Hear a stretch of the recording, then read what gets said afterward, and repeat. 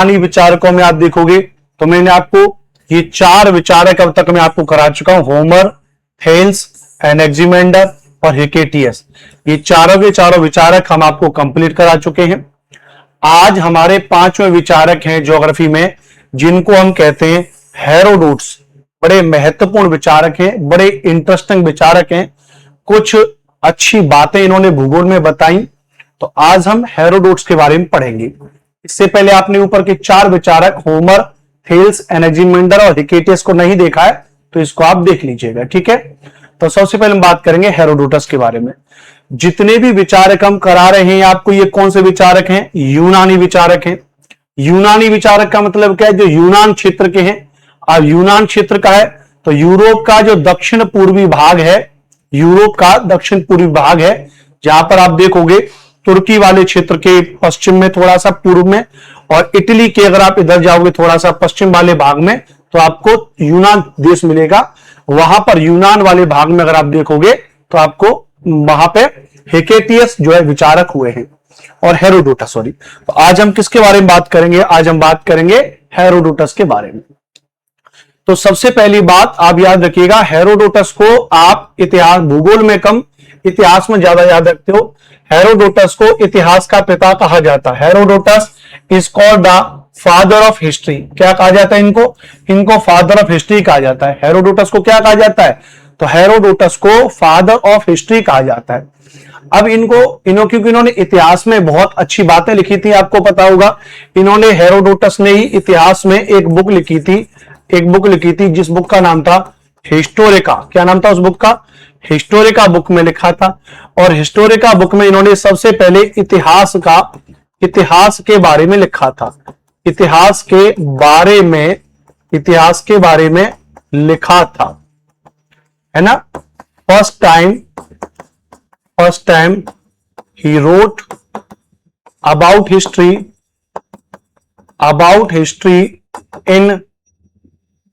इन Historica में इन्होंने सबसे पहले इतिहास के बारे में लिखा था। जब सबसे पहले इतिहास के बारे में इन्होंने लिखा तो याद रखना, एक रोमन दार्शनिक हुए जिनका नाम था सिसरो। नाम जरूर याद रखिएगा। एक रोमन दार्शनिक थे जिनका नाम था सिसरो, और सिसरो ने उन्हें यह उपाधि दे दी। सिसरो ने क्या दी भैया? सिसरो ने उन्हें यह उपाधि दे दी भैया कि भाई आप कौन है? इतिहास के पिता हैं। याद रखना भैया, क्या आप इतिहास के पिता हैं। ओके, ठीक है, अच्छी बात, ठीक है। अच्छा, इनका जीवन काल क्या है? तो 484 ईसा पूर्व से लगभग 425 ईसा पूर्व तक इनका लाइफ स्पेन है। यानी इनका जो टाइम पीरियड है, वो टाइम पीरियड इनका 484 ईसा पूर्व से लेके 425 ईसा पूर्व तक इनका टाइम पीरियड है। किनका? हेरोडोटस का। किनका भैया? हेरोडोटस का।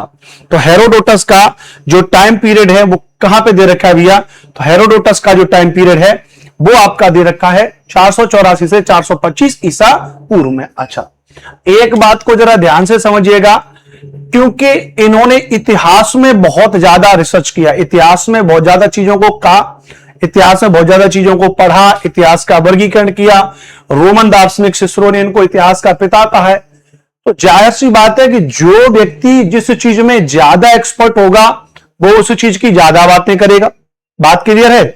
जैसे मेरा मुख्य विषय भूगोल है, ज्योग्राफी है, तो अगर मुझसे कोई भी बात करेगा तो मैं भूगोल को जगह जगह पर कोट कर दूंगा, क्योंकि मुझे भूगोल में ज्यादा इंटरेस्ट है। बात समझ में आ रही कि नहीं आ रही है?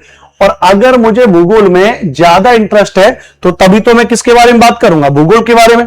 तो इसका मतलब याद रखना, इनको जो है इतिहास में बहुत ज्यादा इंटरेस्ट था। किनको? इनको जो है हेरोडोटस को इतिहास में बहुत ज्यादा इंटरेस्ट था। तो इसीलिए इन्होंने एक स्टेटमेंट दिया। इन्होंने माना कि समस्त इतिहास का अध्ययन तो भौगोलिक दृष्टिकोण से होना चाहिए। भूगोल में भी इन्होंने अध्ययन किया, तो उन्होंने कहा कि समस्त इतिहास का अध्ययन भौगोलिक दृष्टिकोण से होना चाहिए, और समस्त भूगोल का अध्ययन ऐतिहासिक दृष्टिकोण से किया जाना चाहिए। All history must be studied from a geographical perspective and all geography from a historical perspective. मतलब आपको अगर इतिहास को पढ़ना है तो आप भौगोलिक दृष्टिकोण से पढ़िए, और अगर आपको भूगोल को पढ़ना है तो आपको ऐतिहासिक दृष्टिकोण से पढ़ना पड़ेगा, याद रखना, ठीक है। यह बात किसके द्वारा कही? यह बात हेरोडोटस ने कही थी। हेरोडोटस का एक बड़ा बेहतरीन स्टेटमेंट था, एक वाक्य इसने कहा कि पृथ्वी एक चित्रपट है जहां ऐतिहासिक घटनाक्रम होते रहते हैं, जहां पर हिस्टोरिकल इवेंट्स होते रहते हैं। याद रखना, पृथ्वी क्या है? एक चित्रपट है। Earth is a screen. अर्थ क्या है? एक स्क्रीन है where historical events keep happening.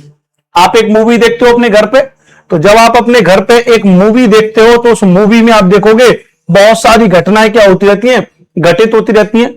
Many events happen, तो बहुत सारे इवेंट्स होते रहते हैं। तो ऐसे ही हेरोडोटस का मानना था कि पृथ्वी भी एक प्रकार की स्क्रीन है और यहां पर बहुत सारे ऐतिहासिक घटनाक्रम होते रहते हैं।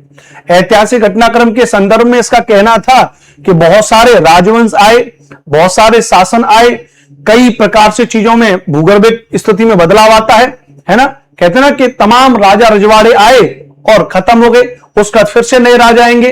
तो ये क्या है? अर्थ क्या? एक प्रकार की स्क्रीन है जहां पर ऐसी तमाम चीजें होती रहती हैं। याद रखना, एक कहानी के तौर पर, एक स्टोरी के तौर पे आपको चीजों को समझना है, क्योंकि यही हूबहू आपके पेपर में पूछे जाएंगे। अभी लास्ट में मैंने आपके लिए क्वेश्चन भी लगाया हूं, याद रखना, ठीक है। तो हेरोडोटस को इतिहास का पिता कहा जाता है। यह उपाधि किसके द्वारा दी गई थी कि आखिरकार हेरोडोटस ही इतिहास के पिता हैं? तो यह उपाधि उनको यूनानी दार्शनिक थे, रोमन दार्शनिक थे, सिसरो के द्वारा दिया गया था। उनका एक बड़ा महत्वपूर्ण स्टेटमेंट है कि भाई इतिहास का अध्ययन भौगोलिक दृष्टिकोण से और भूगोल का अध्ययन ऐतिहासिक दृष्टिकोण से होना चाहिए। अब यह बात आपने याद रख ली ना कि इतिहास का अध्ययन भौगोलिक दृष्टिकोण से और भूगोल का अध्ययन ऐतिहासिक दृष्टिकोण से होना चाहिए। तो मैं आपको जरा दिखाता हूं कि यह प्रश्न कितनी जगह पर पूछा गया प्रश्न है। आपके सामने एक प्रश्न मैंने आपको लेकर के आया हूं, जरा आप एक प्रश्न को ध्यान से देखिए। यह प्रश्न है कि समस्त इतिहास का अध्ययन भौगोलिक दृष्टिकोण से और समस्त भूगोल का अध्ययन ऐतिहासिक दृष्टिकोण से किया जाना चाहिए। यह प्रसिद्ध कथन किसका है? All history must be studied from a geographical perspective and all geography from a historical perspective. Whose famous statement? ये किसका फेमस स्टेटमेंट है? कमेंट करिए जरा। ये प्रश्न यूजीसी नेट जून 2012, यूजीसी नेट दिसंबर 2015, लगातार 2 साल प्रश्न पूछा गया। उत्तर प्रदेश पीजीटी का पेपर हुआ, उत्तर प्रदेश का जीआईसी लेक्चरर का जो पेपर हुआ, इससे पिछला वाला ही 2000 जो ये 26 वाला ही 25 वाला जो पेपर हुआ, जिसका प्री पेपर हुआ था, जिसका भी मेंस है, उसमें सेम यही सवाल आपके में पूछा गया। इतना महत्वपूर्ण है, इतना महत्वपूर्ण है। उत्तर प्रदेश पीजीटी में, जीआईसी लेक्चरर में, यूजीसी नेट के लगातार 2012 और 2015 में ये 4 पेपर में ये सवाल पूछा गया है, आपका याद रखना, ठीक है। महनपाल सिंह, उमा सिंह जी, रचना जी, सभी का स्वागत है, सभी का वेलकम है। सभी लोग कमेंट भी करते चलेंगे। तो हमने अभी आपको क्या पढ़ाया कि भाई समस्त इतिहास का अध्ययन भौगोलिक दृष्टिकोण से और समस्त भूगोल का अध्ययन ऐतिहासिक दृष्टिकोण से किया जाना चाहिए। यह स्टेटमेंट किसका है? तो यह स्टेटमेंट हेरोडोटस का है। अब ये क्वेश्चन मैंने आपको क्यों दिखाया है? ये क्वेश्चन मैंने आपको इसलिए दिखाया है कि कहीं आप इस चीज को यूं मजाक में ना लें कि जो मैं आपको ये पढ़ा रहा हूं आपको लगे कि सर तो जस्ट एक कहानियां पढ़ा रहे हैं, सर तो और जो किताबी चीजों को पढ़ा रहे हैं। ऐसा नहीं है। ये जो मैं आपको पढ़ा रहा हूं वो बड़ा प्रमाणित है और बड़ा ही पेपर में पूछा गया है। और ऐसा नहीं है कि इसी पेपर में पूछा गया जो मैंने आपको ये करा दिया, इसी पेपर में पूछा गया है। सेम क्वेश्चन अगर मैं आपको बताऊं, सेम क्वेश्चन अगर मैं आपको बताऊं कई जगह पर पूछा गया, मैंने इसमें लिखा भी है, याद रखना। सेम प्रश्न आप देखिए, ये वाला प्रश्न, जरा आप ये वाला प्रश्न देखिए। नहीं, ये वाला नहीं, यहां पर एक और प्रश्न था इससे लेकर के 1-2 ऐतिहासिक घटनाओं को समझने के लिए। हाँ, ये वाला प्रश्न देखिए। यहां पर प्रश्न संख्या आप 4 को देखेंगे कि निम्नलिखित में से किस यूनानी दार्शनिक ने ऐतिहासिक घटनाओं को समझने के लिए भूगोल के अध्ययन पर बल दिया, है ना। इसने कहा कि ऐतिहासिक घटनाओं को समझने के लिए भूगोल के अध्ययन पर बल दिया और कहा कि मिस्र नील नदी का वरदान है। आप एक फैक्ट पढ़ते हो ना किताब में कि मिस्र क्या है? नील नदी का वरदान है। उमा सिंह जी, स्वागत है मैम आपका। तो मिस्र को नील नदी का वरदान कहते हैं, ये आपने खूब पढ़ा होगा, लेकिन मिस्र को नील नदी का वरदान कहते हैं, याद रखना। शिल्पी गुप्ता जी, स्वागत है आपका। तो किसके द्वारा कहा गया है कि मिस्र को नील नदी का वरदान है और ऐतिहासिक घटनाओं के लिए हमको भूगोल के अध्ययन पर बल देना है? तो यह बात किसके द्वारा कही गई है? यह बात हेरोडोटस के द्वारा कही गई। और यह सवाल DSSB TGT के SST वाले में पूछा गया। DSSB TGT SST में सवाल पूछा गया है, याद रखना भी है। ठीक है, बात समझ में आ रही कि नहीं आ रही? बात समझ में आ रही कि नहीं आ रही? याद रखना भी है। इनसे बहुत सारे प्रश्न पूछे जाते हैं। ठीक है, ठीक है, आगे चलेंगे। क्लियर है? हाँ, बहुत बढ़िया, बहुत बढ़िया, शानदार। ठीक है, आगे बात करें तो हेरोडोटस को इतिहास का पिता कहा जाता है। उनका जीवन काल इतना है, समस्त इतिहास का अध्ययन भौगोलिक दृष्टिकोण से और समस्त भूगोल का अध्ययन ऐतिहासिक दृष्टिकोण से किया जाना चाहिए। यह इसका वाक्य है कि पृथ्वी एक चित्रपट है जहां पर ऐतिहासिक घटनाक्रम होते रहते हैं। ध्यान रखना, बड़ा एक महत्वपूर्ण सवाल समझिएगा कि हेरोडोटस एक पर्यावरणीय नियतिवाद विचारक थे। उनका मानना था कि किसी देश के इतिहास को वहां के भूगोल से अलग नहीं किया जा सकता। Herodotus was an environmental determinist. He believe that a country history could not be separated from its geography. याद रखना, पर्यावरणीय नियतिवाद समझते हो ना, जो पर्यावरण पे विश्वास रखेंगे, ये विचारधारा के अंतर्गत आएगा, हम आगे आपको पढ़ाएंगे। तो पर्यावरणीय नियतिवाद का मतलब है कि कहते हैं ना कि यार मेरे भाग्य में तो ये चीजें लिखा है, तो कहते हैं ना कि गांव की भाषा में कहते हैं कि नियति ने जो लिख दिया है, नियति ने जो लिख दिया, नियति मतलब ईश्वर को लेके, प्रकृति को लेके कहा जाता है कि जो नियति ने लिख दिया है वो आपके में होगा। तो नियति ने अगर लिख दिया है तो मतलब जो फिक्स है। तो हेरोडोटस का भी मानना था कि पर्यावरणीय नियतिवाद के समर्थक थे। इन्होंने कहा कि भाई किसी भी देश का जो इतिहास है वो वहां के भूगोल से अलग नहीं किया जा सकता, क्योंकि सब कुछ भूगोल पर निर्भर है। याद रखना, तो इन्होंने पूछा कि भैया भूगोल से अलग क्यों नहीं किया जा सकता है, तो समझना है, इन्होंने डेल्टा शब्द का प्रयोग सबसे पहले किया था। डेल्टा शब्द का प्रयोग क्या किया था? सबसे पहले इन्होंने डेल्टा शब्द का प्रयोग किया था हेरोडोटस ने। याद रखना, नील नदी के बारे में, कि भाई नील नदी के बारे में इन्होंने कहा, पहले समझिएगा कि इन्होंने मिस्र को नील नदी का वरदान कहा। He called Egypt the gift of Nile. नील नदी का वरदान मिस्र को जो कहा है वो हेरोडोटस ने कहा है। लेकिन याद रखना, मैंने आपको पिछली क्लास में पढ़ाया था कि हेकेटियस ने ही सबसे पहले नील नदी का जिक्र किया था अपने एक मानचित्र में, और बताया था कि श्वेत नील नदी और ब्लू नील नदी के मिलने से नील नदी बनती है, और नील नदी दक्षिण से उत्तर की ओर प्रवाहित होती है। यह बात हेकेटियस ने बताई थी, बट हेरोडोटस ने कहा कि मिस्र जो है नील नदी का वरदान है। यही नील नदी, याद रखना, जब भूमध्य सागर में गिरती है तो इसी नील नदी के मुहाने पर बनने वाली त्रिकोणीय आकृति को देख करके, जो यूनानी अक्षर त्रिकोण है ना, इस तरीके से के आधार पर इन्होंने सबसे पहले डेल्टा शब्द का प्रयोग किया था। तो बड़ा ही मोस्ट इंपोर्टेंट प्रश्न है कि डेल्टा शब्द के बारे में सबसे पहले किसके द्वारा बताया गया? तो डेल्टा शब्द के बारे में सबसे पहले याद रखना हेरोडोटस के द्वारा बताया गया था। किसके द्वारा बताया गया था? तो हेरोडोटस के द्वारा सबसे पहले डेल्टा शब्द के बारे में बताया था। इन्होंने मिस्र को नील नदी का वरदान कहा था। इन्होंने क्या कहा था? इन्होंने मिस्र को नील नदी का वरदान कहा था। यह पहला ऐसा विद्वान था जिसने विश्व भूभाग को 3 महाद्वीपों में व्यक्त किया था। He was the first scholar to divide the world land mass into 3 continents. मतलब इसने सेपरेटली 3 महाद्वीपों का जिक्र किया। वो महाद्वीप थे यूरोप, एशिया और लीबिया। यूरोप, एशिया और लीबिया, 3 महाद्वीपों को अपने मानचित्र पर सबसे पहले इन्होंने दर्शाया। कैसे दर्शाया? इन्होंने सबसे कहा कि लीबिया महाद्वीप अलग बताया, यूरोप महाद्वीप अलग बताया, एशिया महाद्वीप अलग बताया, और इसके बीच में इन्होंने सभी सागर महासागरों के आधार पर बताया। और ये ही इस बात को मान रहे हैं कि पूरी पृथ्वी के चारों ओर एक ओशियनिक रिवर है, एक महासागरीय नदी है। क्या है भैया? एक महासागरीय नदी है। इनका भी ऐसा मानना है, याद रखना भैया। समझ में आ गया? बोलो, कोई दिक्कत यहां तक? प्लीज एक बार कमेंट करेंगे कि हाँ, यहां पे कोई दिक्कत भैया बोलिए। ठीक है, चलिए।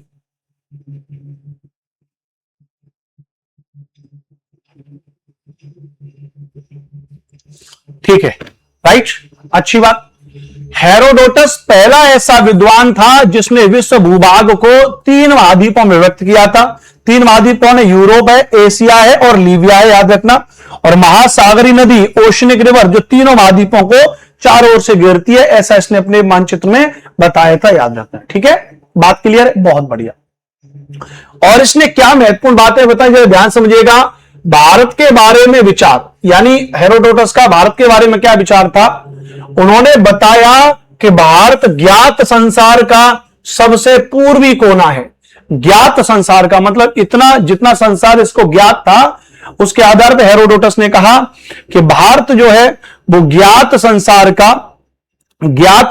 का याद रखना सबसे पूर्वी कोना है। यहां की मिट्टी बहुत ज्यादा उपजाऊ है, ऐसा इसने कहा। तथा यहां के लोग कपास के कपड़े पहनते हैं। यहां के लोग किससे पहनते हैं भैया? तो यहां के लोग कपास के कपड़े पहनते हैं, ऐसा इसने कहा। मैंने आपको बताया था, अगर जब आप इतिहास अगर आपने पढ़ा होगा तो आपने देखा होगा कि यूनान वासियों ने जो कपास का ज्ञान सीखा था वो भारत से ही सीखा था। भारत में ही सबसे पहले कपास को उगाने की साक्ष्य हमको मिलते हैं। तो thought about India, he said that India is the eastern most corner of the known world and that the soil here is very fertile and the people here where cotton clothes. यहां के लोग कपड़े पहनते हैं, अब कपास के कपड़े पहनते हैं। अब ये बात तो आपने यहां पर समझ ली भैया कि हेरोडोटस ने कहा कि भैया भारत जो है ज्ञात विश्व का सबसे पूर्वी कोना है, मिट्टी बहुत ज्यादा उपजाऊ है, यहां के लोग कपास के कपड़े पहनते हैं। लेकिन सवाल कभी कभी घुमा के पूछ लेता है। अभी स्टेटमेंट तो आपने पढ़ लिया, अभी जैसे में एक स्टेटमेंट था, एक सवाल पूछा गया था, अगर मैं आपको बताऊं, ध्यान रखना भैया, जैसे DSSS में एक सवाल पूछा गया था, क्योंकि मैं आपको सभी जितने भी एग्जाम्स हुए हैं सबके प्रश्न भी मैं आपको कराता हूं। बहुत मामूली क्लास मत समझना इस मेरी क्लास को, ऐसी क्लास है कि मैं सभी जितने भी एग्जाम्स होते हैं सभी एग्जाम्स की तैयारी आपको एक क्लास में करवा रहा हूं, ये मान लीजिएगा। आपने अगले 5-6 महीने तक पूरा मुझसे पढ़ लिया, मैं निश्चित तौर पर कह रहा हूं कि आप किसी भी TGT PGT में बैठ जाना, आपका पेपर निश्चित तौर पर पास होगा, क्योंकि जितने भी TGT PGT होते हैं सब में आए हुए प्रश्न मैं आपको कराता हूं। जैसे एक प्रश्न है, ध्यान रखना कि हेरोडोटस ने अपने भौगोलिक विवरण में किस देश के बारे में लिखा था कि यह संसार का सबसे पूर्वी भाग है। जहां अब यहां तक तो बच्चे पढ़ लेते हैं कि संसार का सबसे पूर्वी भाग है, लेकिन जहां सोने की खानें हैं, अब ये तो लाइन हमने नहीं पढ़ाई, और लोग वन ऊन यानी कपास के कपड़े पहनते हैं। लोग उसको कपास को वन की ऊन कहा था इसने, कि कपास के कपड़े पहनते हो जहां सोने की खान है। इसी बात पे बच्चे कभी कंफ्यूज हो जाते हैं कि नहीं सर ऐसा तो जिक्र नहीं था। अब पूरा स्टेटमेंट थोड़ी ना है, कोई एक स्टेटमेंट आपको मैच करना होता है। मैं आपको भी कह रहा हूं, जरूरी नहीं है कि आप पूरा स्टेटमेंट रट मारिए कि नहीं भाई एग्जैक्ट हेरोडोटस ने क्या कहा था, उस एग्जैक्ट हेरोडोटस की लाइन को आपको मिलाना है, तो ऐसा नहीं है। In his geographical description, Herodotus described which country as the eastern most part of the world where there are gold mines and people were cotton cloths। तो जाहिर सी बात, ये बात उन्होंने किसके बारे में की थी? भारत के बारे में। और ये DSSB PGT ज्योग्राफी में पूछा गया सवाल है। ये किसमें पूछा गया सवाल है? तो DSSB PGT ज्योग्राफी में पूछा गया सवाल है, इस बात को याद रखना भैया। बोलो कोई दिक्कत? हाँ जी, कोई दिक्कत यहां तक कि नहीं सर? यहां पे कोई भी दिक्कत नहीं है, ये बात पूरी तरीके से हमारी समझ में आ गई है। ठीक है, बताइए एक बार, यस सर कमेंट करिए प्लीज।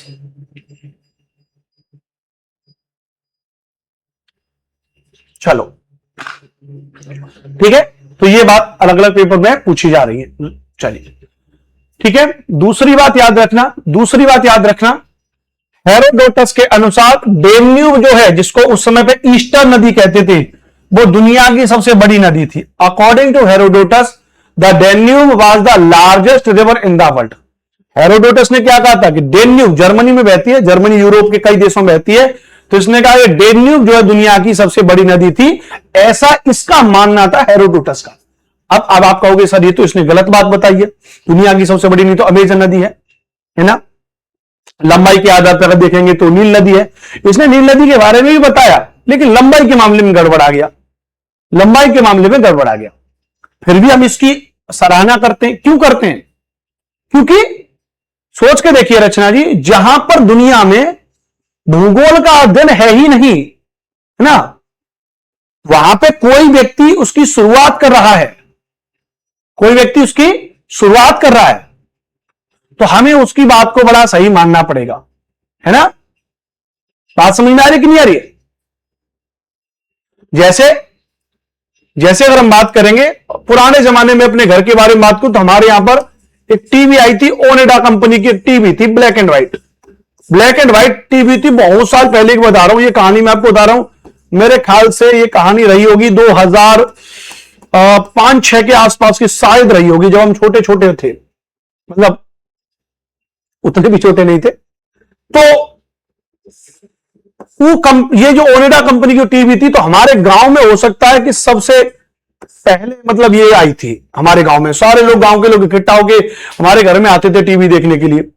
तो कहा जाता था कि सबसे बेहतरीन टीवी है, इससे बढ़िया कंपनी की टीवी आज तक नहीं मिली। तो क्योंकि उस समय पर वही ओनिडा थी। उसके बाद आज अगर आप देखोगे तो टीवी का तो जमाना ही चला गया। आज एलईडी आने लगी, बड़ी अच्छी अच्छी बड़ी एक्सी टाइप की एलईडी आने लगी। ये मैं जिस डिजिटल बोर्ड पे खड़ा होकर के आपको पढ़ा रहा हूं, ये जो मैं लिख रहा हूं, इसको डिजिटल बोर्ड भी, ये डिजिटल बोर्ड भी एक प्रकार की एलईडी का है। 2-2.5 लाख रुपए इसकी कीमत है।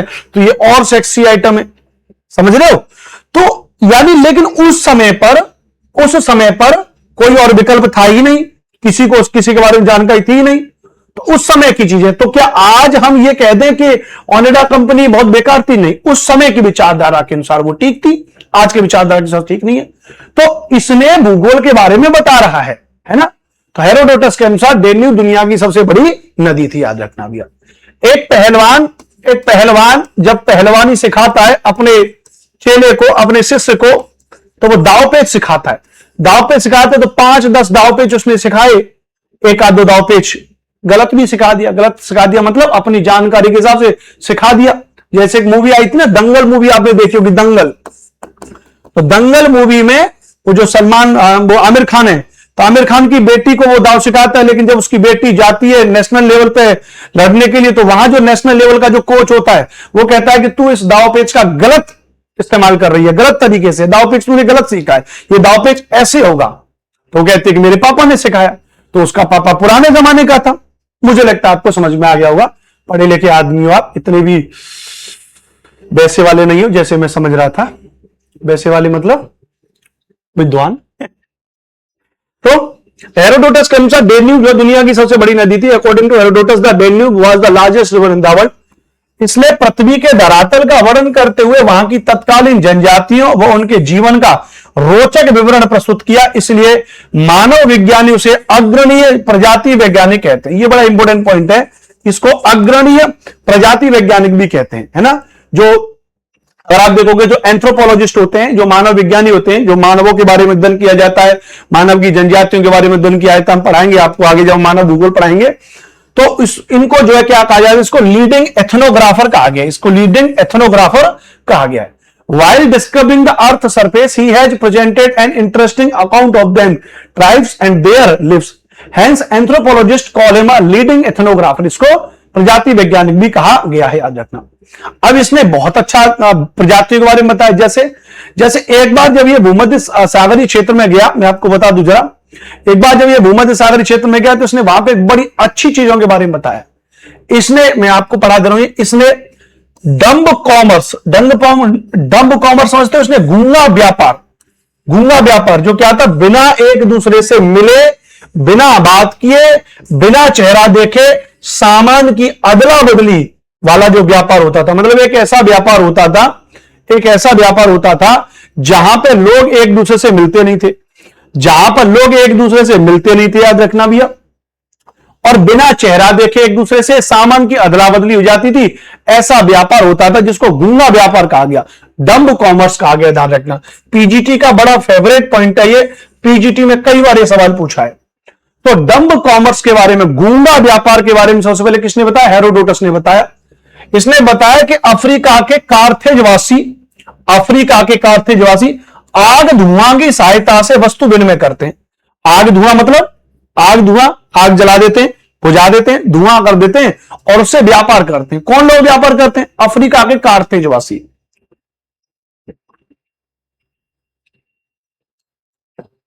वस्तु विनिमय करते हैं। He told about dumb commerce that the people of Carthage in Africa used to exchange goods with the help of the fire and smoke. वस्तु विनिमय तो आप जानते होंगे ना, इसको बार्टर सिस्टम बोलते हैं।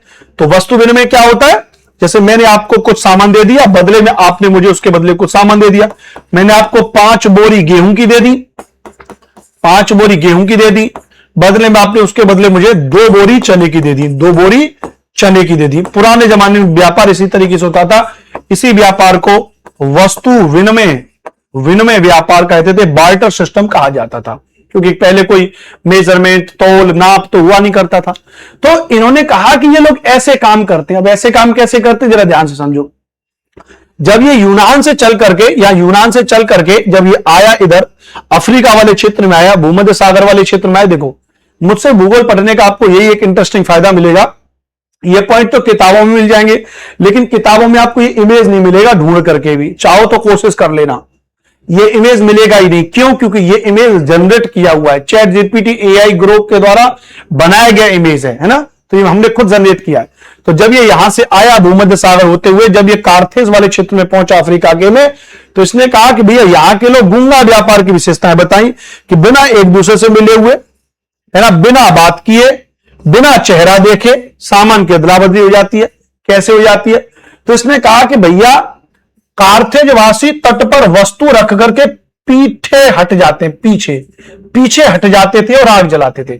यहां पे अपना सामान रख दिया। कार्थेजवासी जो जनजाति क्षेत्र है, तभी तो इसको लीडिंग एथनोग्राफर कहा गया है, अग्रणी प्रजाति वैज्ञानिक कहा गया है। यहां पे इसने अपना सामान रख दिया और आग जला करके धुआं करके ये चला जाता था, चला गया।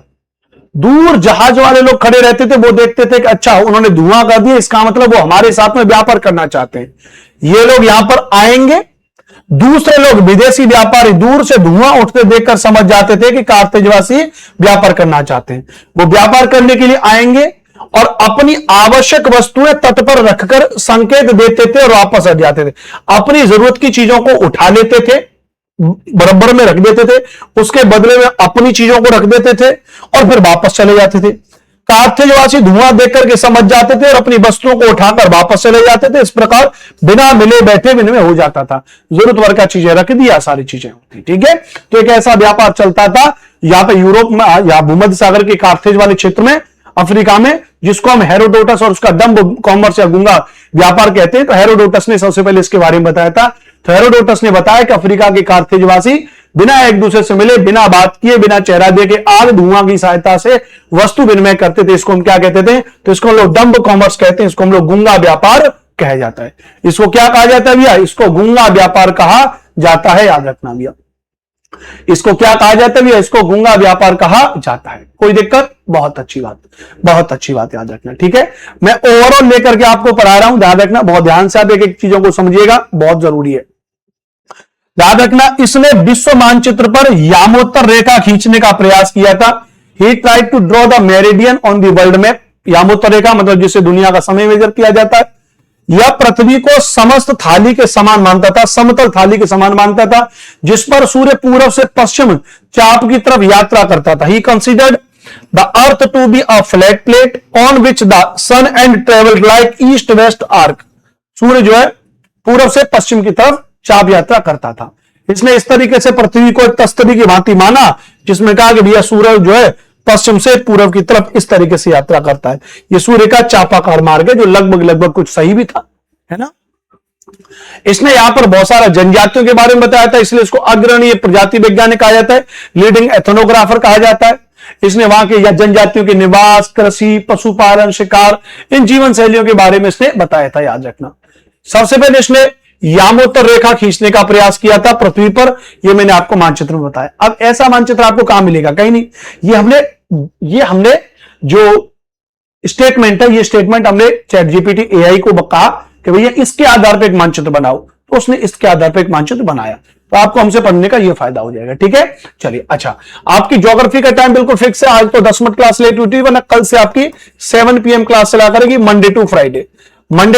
7 PM आपकी ज्योग्राफी की क्लास चला करेगी। आप विधिवत तरीके से पढ़ेंगे एकदम, ठीक है। चलो, हेरोडोटस के भौगोलिक विचार थे, पृथ्वी को समतल थाली के समान माना था और इसने इस तरीके से यामोत्तर रेखा खींची थी। याद रखना, हेरोडोटस ने नील नदी को वेस्ट से ईस्ट दिशा में प्रवाहित बताया और यह भी बताया कि नील नदी लीबिया अफ्रीका को 2 भागों में अलग करती है। अब यहां ये खुद ही उल्टा हो गया। जब ये गया पहली बार, जब ये उधर चला गया भूमध्य सागर में, तो वहां इसने देखा कि ये नदी कहां पर बहती है। तो इसने कहा कि साहब ये नील नदी है। हिकेटियस का थॉट पढ़ा था, तो डेल्टा के बारे में बता दिया। फिर जब खुद अफ्रीका गया तो कह रहा है कि नील नदी तो पश्चिम से पूर्व की तरफ बहती है। यहां पर इसने गड़बड़ कर दिया, भूल गया। लेकिन हमें तो ये बहुत पढ़नी है।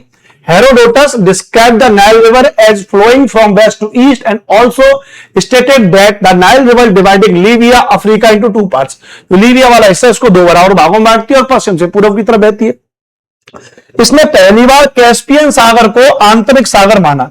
He was the first to consider the Caspian Sea as an inland sea. Inland sea मतलब कैस्पियन सागर को इसने कहा कि भाई जो अटलांटिक भूमध्य सागर वाला क्षेत्र है उसी से निकला हुआ सागर है कैस्पियन सागर, उसके बारे में उसने यहां पर बताया, याद रखना। ठीक है, तो इसने कहा कि भैया पश्चिम से पूर्व की तरफ इस तरीके से बहती है, भैया पश्चिम से पूर्व की तरफ इस तरीके से बहती है और लीबिया को दो बराबर भागों में बांटती है, ऐसा इसने कहा। यहां ये जो नदी देख रहे हो आप, यही है डेन्यूब नदी है, ये डेन्यूब नदी जिसको उस समय पर ईस्टर नदी कहते थे, जिसे इसने दुनिया की सबसे बड़ी नदी के बारे में बताया था, जिसे इसने दुनिया की सबसे बड़ी नदी के बारे में बताया था। कोई दिक्कत भैया? अच्छी बात, ठीक है, अच्छी बात। अब थोड़ा सा एक चीज आप ध्यान समझो, भूगोल पढ़ रहे हो तो हमेशा एक चीज ध्यान रखना कि आपके पास कम से कम एक ऑक्सफोर्ड का एक एटलस होना चाहिए। ऑक्सफोर्ड का एटलस का मतलब क्या, इसमें सारे मानचित्र दिए होते हैं, तो सारे मानचित्र अगर दिए होते हैं तो अगर हम थोड़ा सा जैसे आपके पास अगर हो तो पढ़िएगा, मैं इसको पढ़ाऊंगा नहीं मतलब इसमें मैं क्या ही दिमाग लगाऊं, आप लोग अपना इतना तो दिमाग लगा ही लोगे, इतने तो पढ़े लिखे आदमी हो आप। तो जैसे ही आप जब यूरोप की तरफ जाओगे, कहां है 54-55 पेज पे होगा यूरोप, तो जैसे ही जब आप यूरोप महाद्वीप में जाओगे, आप ध्यान रखना भैया, यूरोप महाद्वीप में आप जाओगे इस तरीके से, तो यूरोप में आप देखोगे कि भैया आपको यहां पर इस तरीके से पूरा ये आपको यूरोप मिलेगा, ध्यान रखना भैया, ठीक है ना। और आपको यहां पर ये आपको यूरोप जब मिलेगा तो यूरोप और एशिया का एक मिला जुला भाग है, यूरोप और एशिया का मिला जुला भाग है जिसको हम लोग यूरेशिया कहते हैं। क्या कहते हैं भैया? यूरेशिया कहते हैं। थोड़ा सा इसको और जूम कर लेता हूं यहां पे, चलिए ठीक है ना। आप देखेंगे तो अपने में जब आप देखोगे तो वहां पे जो नीचे भूमध्य सागर है, भूमध्य सागर के बाद जब आप जाओगे काला सागर की तरफ जाओगे आप, जहां पे एजोब सागर है, उसके बाद आगे आप चलोगे तो कैस्पियन सागर पड़ता है, कैस्पियन सागर पड़ता है ना, दुनिया की खारे पानी की सबसे बड़ी झील है। तो इसी कैस्पियन सागर को इसने क्या माना था भैया? इसी कैस्पियन सागर को इसने सबसे पहले इनलैंड सी माना था, आंतरिक सागर माना था। हेरोडोटस ने बताया कि यूराल पर्वत, यूराल नदी, कैस्पियन सागर, काकेसस पर्वत, काला सागर से निर्मित चाप के द्वारा यूरोप महाद्वीप एशिया महाद्वीप से अलग होता है। ये एकदम परफेक्ट पॉइंट उसने बताया था। आज भी हम यूरोप और एशिया को संयुक्त रूप से क्या कहते हैं दोस्तों, बताइए? यूरोप और एशिया को संयुक्त रूप से हम क्या कहते हैं? यूरेशिया कहते हैं, है ना। अरे कुछ तो कमेंट किया करो भाई पेड कोर्स वाले बच्चों, हाँ हूं हम बे, कुछ तो कमेंट करो, तभी तो बात बनेगी, इससे आपके अंदर भी तो इंटरेस्ट होगा, थोड़ा आप भी पढ़ाई करिए, कुछ प्रश्न पूछा करिए मुझसे। तो इसने यूराल पर्वत, यूराल नदी, कैस्पियन सागर, काकेसस पर्वत, काला सागर के द्वारा कहा कि भैया यूरोप को एशिया से अलग करते हैं। Herodotus states that the continent of Europe is separated from the continent of Asia by an arc formed by the Ural Mountain, Ural River, Caspian Sea, Caucasus Mountain and Black Sea। कैसे? ये देखो आज भी है काला सागर, यहां पे black सी है, कैस्पियन सागर भी है, यूराल पर्वत भी है, यूराल नदी भी है। इसके द्वारा इसने कहा कि भैया ये यूरोप और एशिया को अलग करते हैं, तो यहां पे यूरोप वाला हिस्सा हो जाएगा और यहां पे एशिया हिस्सा हो जाएगा। संयुक्त रूप से इन्हीं को क्या कहते हैं भैया? तो संयुक्त रूप से इनको हम लोग यूरेशिया कहते हैं। संयुक्त रूप से इसको हम क्या कहते हैं? तो संयुक्त रूप से इसको हम लोग यूरेशिया कहते हैं, याद रखना भैया। संयुक्त रूप से इसको हम क्या कहते हैं? यूरेशिया कहते हैं। ठीक है, चलिए बहुत बढ़िया, बहुत बढ़िया, याद रखना, ठीक है, अच्छी बात है। हेरोडोटस ने यात्राएं बहुत की थी, ध्यान रखना। यहां यात्राओं का एक क्रम मैंने बताया, यात्राओं के बारे में कहा था। ये एथेंस से मरमरा सागर के लिए गया, सबसे पहले आप देखोगे एथेंस यानी अपने वहां से निकला, सबसे पहले एथेंस से निकला। तो एथेंस से ध्यान रखना, एथेंस से सबसे पहले ये मुड़ा इधर मरमरा सागर की तरफ गया, मरमरा सागर के बाद फिर ये ब्लैक सागर की तरफ गया, फिर यानी काला सागर की तरफ गए, ब्लैक सागर के बाद फिर ये ऊपर की तरफ चला गया, काला सागर की तरफ चला गया। काला सागर के बगल में एजोब सागर था, ये एजोब सागर के पास गया यात्रा करते हुए, एजोब सागर के पास फिर वापस से आ गया, फिर वापस से इधर ये मरमरा सागर की तरफ आए। मरमरा सागर के बाद फिर से इनका जहाज इधर चला गया, इटली की तरफ चले गई है। इटली में जाने के बाद फिर से इनका जहाज इधर मुड़ गया, इटली के बाद इनका जहाज फिर से उधर मुड़ गया, मिस्र की तरफ चले गई है, और मिस्र से फिर से ये लीबिया की तरफ चले गए, अफ्रीका की तरफ चले गए। तो ये इनकी यात्राओं को दर्शाया गया। आप सोच के देखो कितना बढ़िया मानचित्र आपको देखने को मिल रहा है, कि जिसमें आपको यात्राएं भी देखने को मिल रही है, कि एक एक बात, जो बात मैं आपको बोल रहा हूं, एक बार इस बात पे कमेंट करिएगा जो विद्यार्थी भी देख रहे हैं क्लास को, कि जो जो बात मैं आपको बोल बोल के पढ़ा रहा हूं या जो जो बात मैं आपको बता रहा हूं वो सारी बातें आपको मानचित्र में दर्शा रहा हूं कि दर्शा रहा हूं मैं आपको, सारी बातें मैं आपको मानचित्र में दर्शा रहा हूं, ये बात आप यहां पे समझ जाओगे। ठीक है, अच्छी बात। आगे चलेंगे भैया, आगे चलेंगे, याद रखना भैया, ये बात बिल्कुल क्लियर होगी यहां पे, बहुत अच्छी बात, बहुत अच्छी बात। आगे चलेंगे। काला सागर जो है, काला सागर का पुराना नाम था युगजियन सागर, ध्यान रखना। उस समय पर सागर को क्या कहते थे, काले सागर को? तो ब्लैक सी को उस समय पर युगजियन सी कहते थे, आप यूरोप में देखोगे। तथा जो अजोब सागर है उसका पुराना नाम था पालस मायोटिस सागर। ये जो अजोब सी है इसी को पालस मायोटिस सागर था। The old name of the Black Sea was Euxine Sea and the old name of the Azov Sea was the Palus Maeotis Sea. Palus Maeotis Sea, ध्यान रखना भैया, तो पालस मायोटिस थी था। प्रीति चौधरी करिए प्लीज, पीपीटी से न पढ़ाई। प्रीति जी पीपीटी से तो मैं बिल्कुल नहीं पढ़ाऊंगा, मैं तो लिख लिख के पढ़ाने में ज्यादा इंटरेस्टेड हूं। लेकिन आप सोच के देखिए कि ये मानचित्र कैसे पढ़ाए जा सकते, ये मानचित्र बनाए नहीं जा सकते, ये मानचित्र बनाए नहीं जा सकते। अब जैसे मैंने आपको कहा कि काला सागर को युगजियन सागर कहते हैं, तो काला सागर मैंने आपको मानचित्र में यहां पर दिखा दिया। तो ये इसलिए पीपीटी से पढ़ाना पड़ता है ताकि वो चीजें आपको हम दिखा सकें। ठीक है, समझ रहे हो? जैसे मैंने भी आपको कहा भैया कि हेरोडोटस की यात्राएं थी, तो हेरोडोटस की यात्राएं कि वो एथेंस से मरमरा सागर, ब्लैक सागर, एजोब सागर, फिर मरमरा सागर, फिर इटली, फिर मिस्र और लीबिया चले गए। तो उनकी यात्राओं को मैंने यहां पर पहले से मानचित्र पर ड्रॉ कर रखा है। अब आपको क्या लगता है कि यह मानचित्र मैं बना सकता हूं? संभव ही नहीं है। अब मैं राजा रवि वर्मा नहीं हूं कि ऐसा मानचित्र बना सकूं, पॉसिबल ही नहीं है।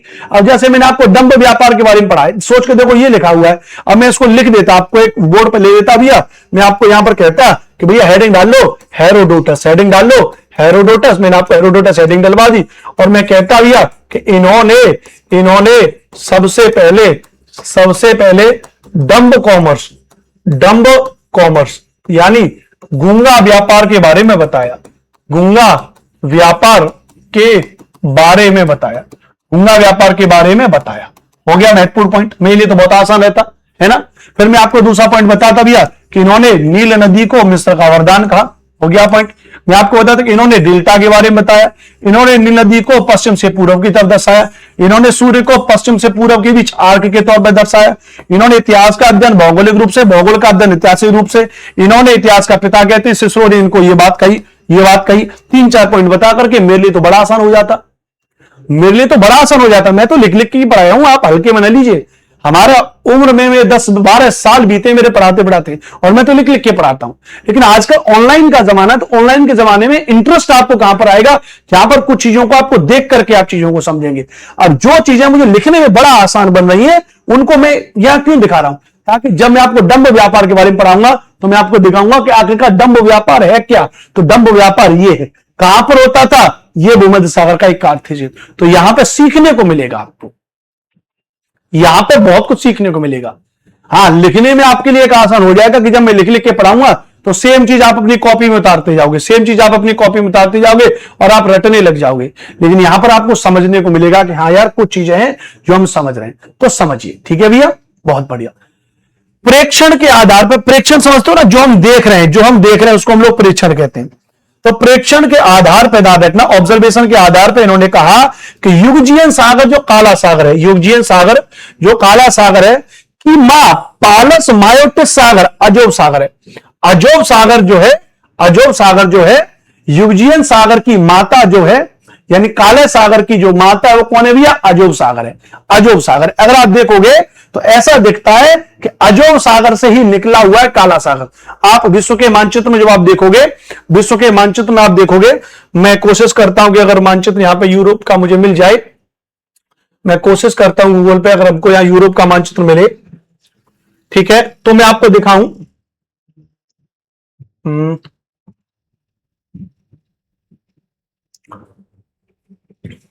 यूरोप मैप,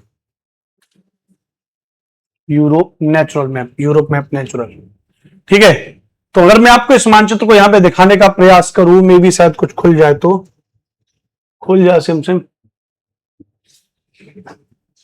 भाई भूगोल में पढ़ने का मजा तो तभी आएगा ना जब आप चीजों को सीखें। पेज नॉट फाउंड, कोई बात नहीं है।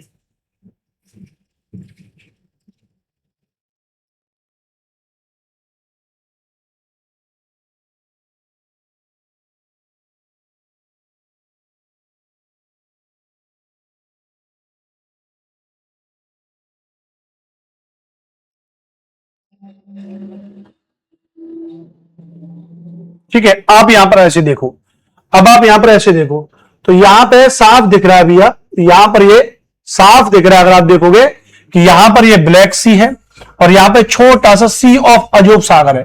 क्या भैया, ये छोटा सा क्या है, सी ऑफ अजूब सागर है, ध्यान रखना। तो ब्लैक सी से ही निकला हुआ दिख रहा है अजूब सागर, ब्लैक सी से निकला हुआ दिख रहा है अजूब सागर, ध्यान रखना भैया। ठीक है, ब्लैक सी से निकला हुआ क्या दिख रहा है आपको, तो ब्लैक सी से निकला हुआ आपको दिख रहा है, ध्यान रखना, अजूब सागर, है ना। क्या दिख रहा है आपको, अजूब सागर।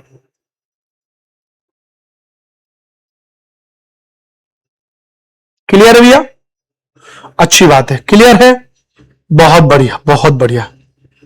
ठीक है, एक मिनट रुकिएगा।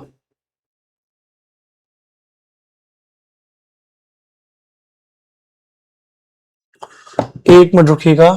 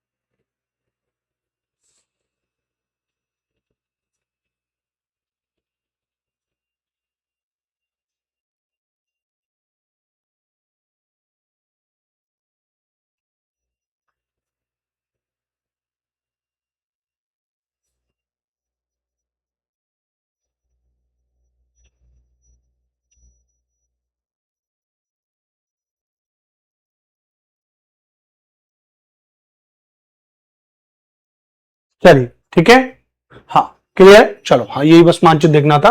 तो ये है, तो इन्होंने कहा कि भैया ये जो काला सागर है, ये जो काला सागर है, और जिस काला सागर को पालस मायोटियस सागर नाम दिया था, वो अजोब सागर को, जिसको युगजीन सागर कहते हैं, उसकी माता है, उसकी माता है। ठीक है, चलिए समझ में आ गया, बहुत अच्छी बात, बहुत अच्छी बात। ठीक है, बहुत बढ़िया, आगे बढ़ जाए।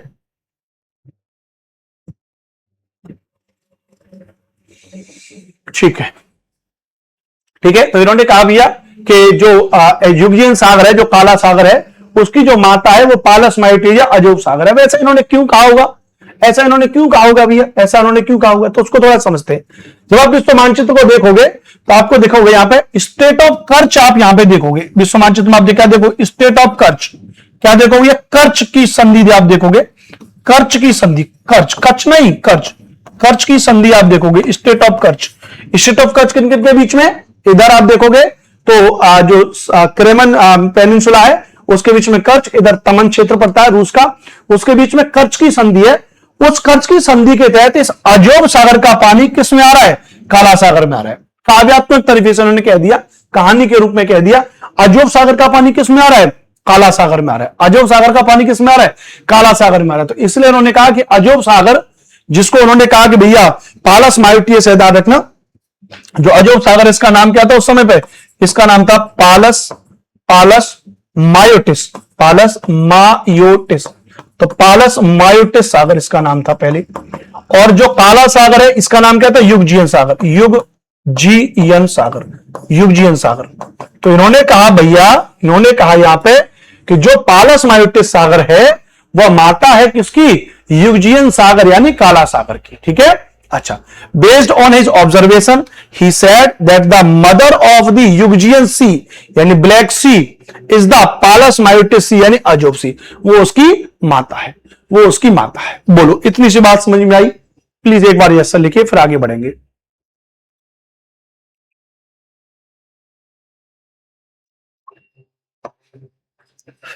लिख करके पढ़ाना तो बड़ा आसान है भैया। ठीक है, चलिए आगे चलेंगे।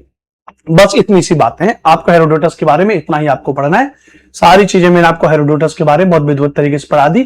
जितने भी सारे पॉइंट्स पढ़ाए इसकी पीडीएफ आपको मिली जाएगी, इसको बढ़िया तरीके से आप इसका रिवीजन करेंगे। अब इससे रिलेटेड जो जो क्वेश्चंस आए हैं वो सारे क्वेश्चंस एक बार कर लेते हैं, फिर आगे बढ़ेंगे। पहला क्वेश्चन आपके सामने याद रखना भैया, ठीक है, कि समस्त इतिहास का अध्ययन भौगोलिक दृष्टिकोण से और समस्त भूगोल का अध्ययन ऐतिहासिक दृष्टिकोण से किया जाना चाहिए, यह प्रसिद्ध कथन किसका है?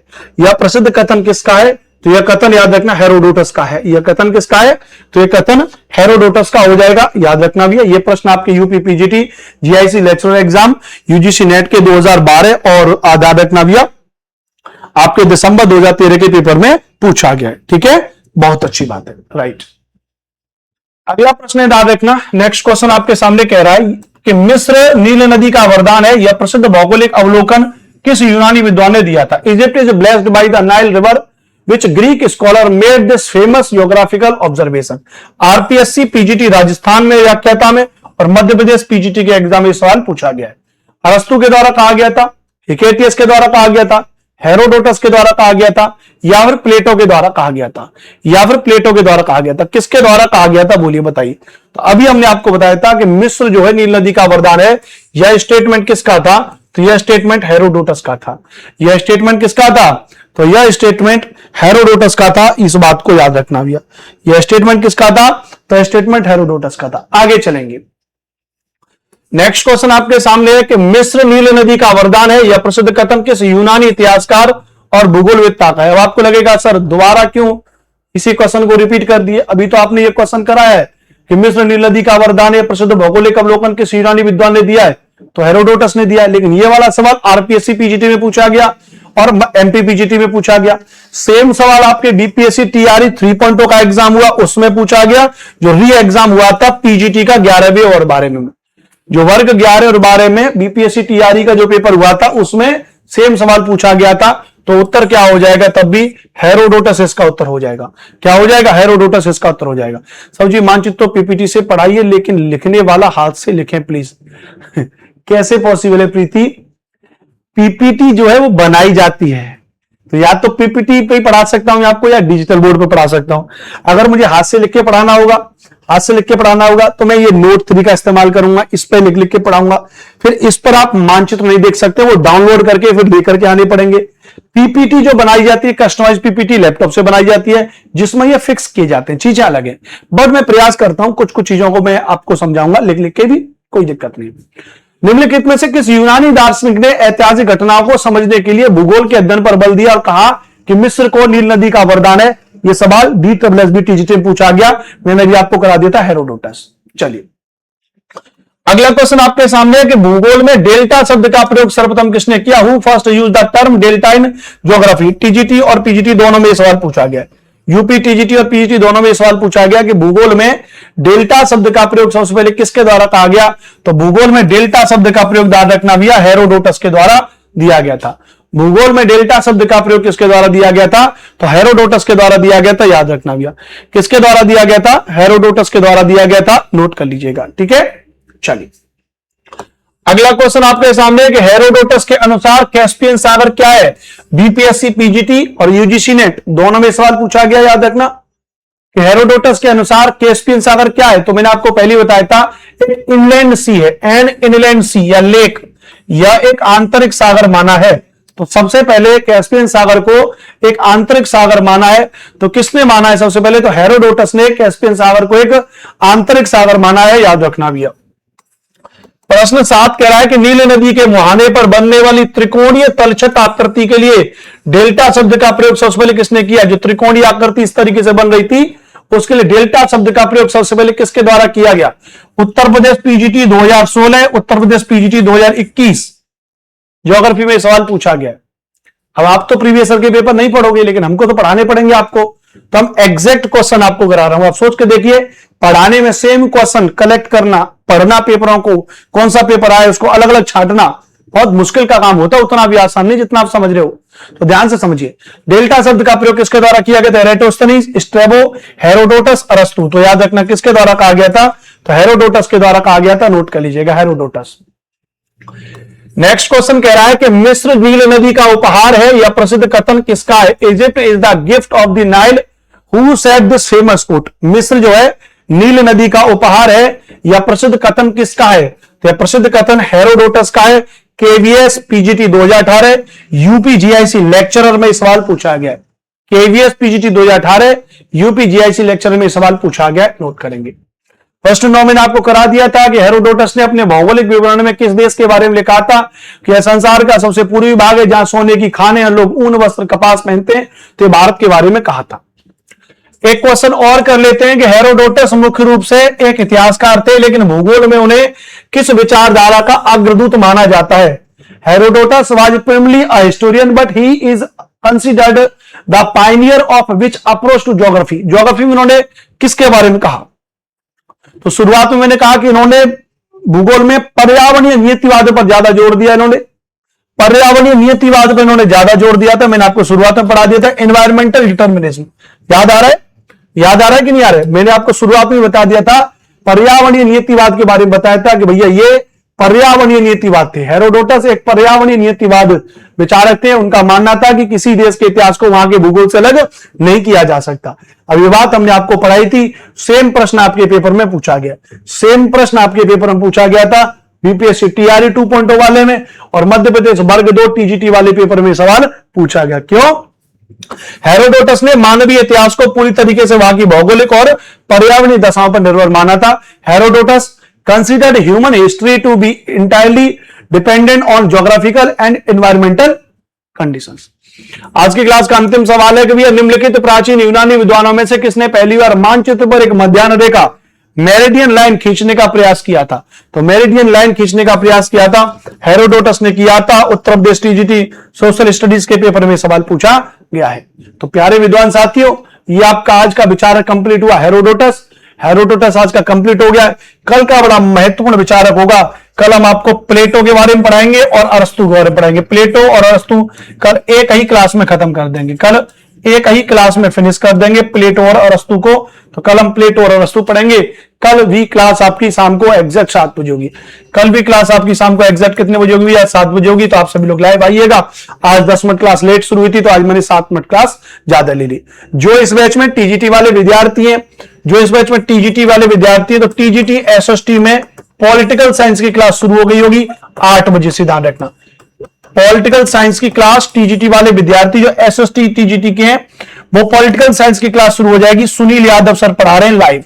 सुनील यादव सर हमारे एक बड़े फेवरेट हमारे मित्र हैं, पॉलिटिकल साइंस से नेट क्वालिफाइड है, और वो आपको टीजीटी एसएसटी में पॉलिटिकल साइंस पढ़ाएंगे। उनका टाइम जो है रोज शाम 8 बजे है। रोज शाम 8 बजे मंडे टू फ्राइडे वो चलेंगे। तो 8:08 हो रहे इस वक्त, उनकी क्लास लाइव होगी। तो आप जाकर के अपने अपने बैच में पॉलिटिकल साइंस की क्लास और जो है सर के साथ में पढ़िए। नमस्ते, नमस्कार, जय हिंद, वंदे मातरम।